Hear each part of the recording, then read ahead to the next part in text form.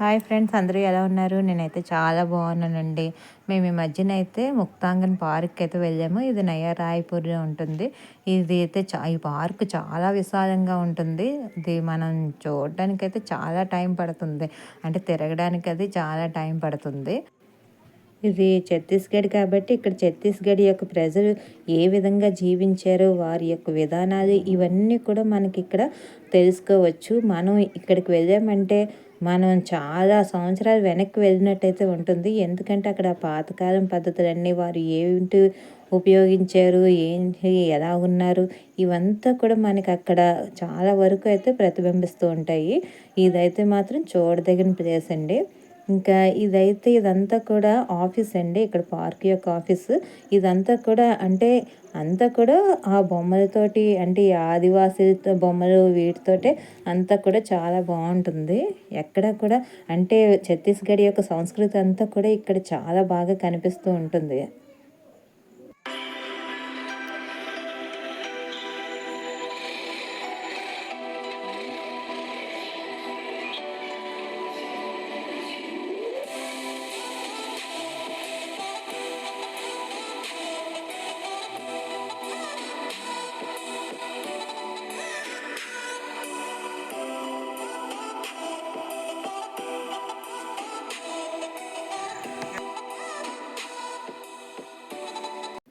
ఇక్కడైతే పచ్చని ప్రకృతి గురించి అయితే మనం చెప్పే పనే లేదు.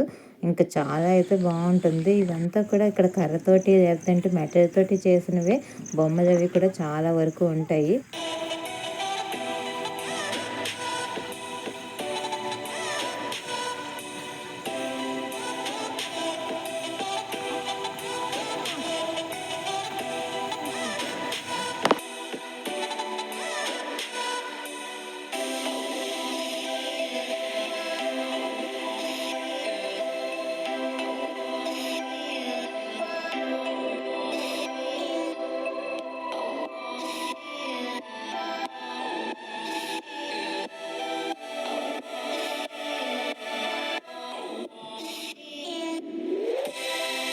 ఇక్కడ ఆదివాసీ బొమ్మలైతే నిజంగా ఇంక సహజంగా అక్కడ వాళ్ళు నిజంగానే డ్యాన్స్ చేస్తున్నారా, అవన్నీ కూడా విన్యాసాలు చేస్తున్నారా అనే విధంగానే ఉంటాయి. వారి మొహంలో అయితే చాలా జీవకళ ఉట్టిపడుతూ ఉంటాయి.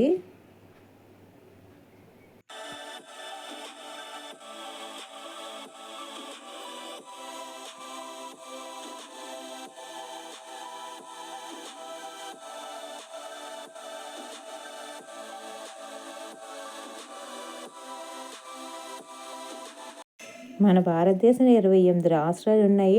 ఆ రాష్ట్రంలో అయితే చాలా రకాల జాతులైతే ఉన్నాయి. అందులోని ఈ ఆదివాసీలు అంటే కళలకు పుట్టిల్లు అని చెప్పొచ్చు. వాళ్ళు ఏదైనా సరే చేశారంటే అవి కూడా చాలా ట్రెడిషనల్‌గా ఉండి అందరినీ కూడా ఆకట్టుకునే విధంగా ఉంటాయి.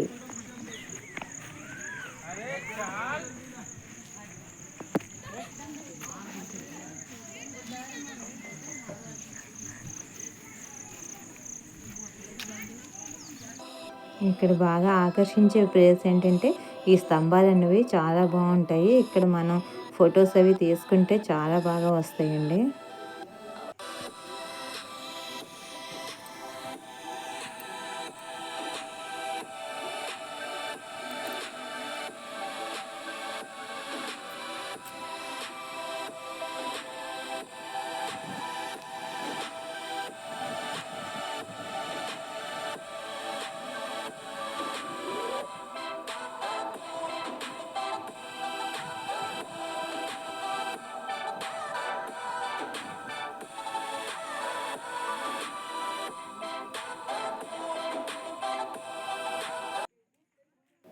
ఇదైతే వాటర్ ట్యాంకు. ఇది చూసారా ఎంత కళాత్మకంగా ఉందో. ఇంకా అక్కడైతే పెళ్లి వాతావరణం కనిపిస్తూ ఉంటుంది. అంటే పందులు కానీ వారు పెంచే ఆవులు ఇవన్నీ కూడా మనం అక్కడైతే చూడొచ్చు. ఇంక ఇదైతే రథము. అంటే దేవుణ్ణి ఊరేగించడానికి అయ్యి వారు ఉపయోగించే రథాలు అవి ఎలా ఉండేవో అవన్నీ కూడా తెలుస్తాయి. ఇంతే కాకుండా ఇక్కడైతే ఇల్లులన్నీ చూడొచ్చు. అంటే వారు ఎటువంటి ఇంట్లో నివసించారో ఇవన్నీ కూడా చూడొచ్చు. ఇక్కడైతే గ్రామ దేవతలను అయ్యి కూడా పూజించే ప్రదేశం అని అయితే చెప్పుకోవచ్చు.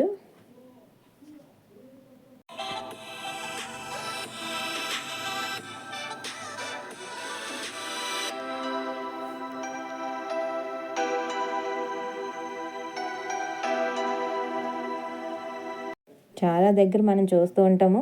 వాళ్ళ జీవన విధానం తెలియడానికి ఏవో చిన్న చిన్న నమూనాలు అవి చేసి ఈ విధంగా ఉంటదనేసి అయితే చూపిస్తారు. ఇక్కడ కాదు మొత్తం ఒక ఊరినే సృష్టించారని అయితే చెప్పుకోవచ్చు. అంత బావుంటుంది. ఇదైతే పేదవారు ఉండే ఇల్లు. చూసారా చిన్న రూమ్ ఉండి ఈ విధంగా అనమాట.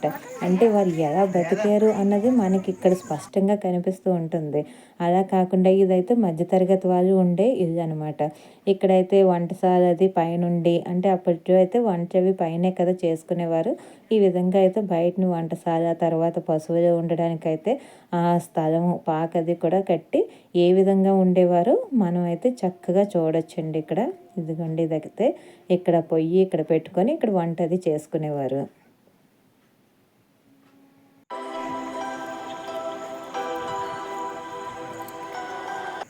ఇంకా ఇక్కడంతా కూడా పిల్లలు ఆడుకునే ప్రదేశం అనమాట. అంటే ఆడపిల్లలు, మగపిల్లలు ఏ విధంగా ఆడుకునేవారన్నది ఇక్కడైతే మనం చూడొచ్చు. అప్పుడంటే చదువులు, స్కూళ్ళు తక్కువ, ఆడుకునే సమయం అయితే చాలా ఎక్కువగా ఉండేది. చాలా స్వేచ్ఛగా తిరుగుతూ, చక్కగా ఆడుతూ కలిసిమెలిసి ఉండేవారండి అప్పుడు. ఇప్పుడైతే మనం పిల్లల్ని బయటకు పంపించడానికి కూడా భయంగానే పంపిస్తున్నాము.